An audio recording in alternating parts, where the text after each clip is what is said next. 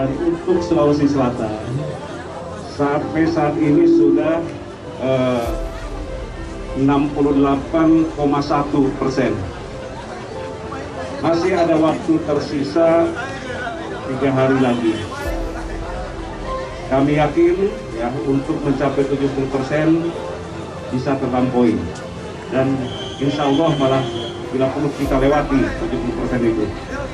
Nah, inilah saya mengharapkan kepada masyarakat yang belum bervaksin untuk ya kita sama-sama untuk menggelorakan bagi masyarakat khususnya yang belum bervaksin untuk segera vaksin diri. Dan juga saya mengharapkan bagi masyarakat yang sudah bervaksin, marilah kita juga ajak saudara kita, teman-teman kita, tetangga kita untuk menjaga lingkungan. Kalau semuanya masyarakat sudah bervaksin, kami yakin bahwa penyebaran COVID, apa itu COVID-19 ataupun yang lainnya, ini tidak akan terjadi ataupun minimal akan berkurang.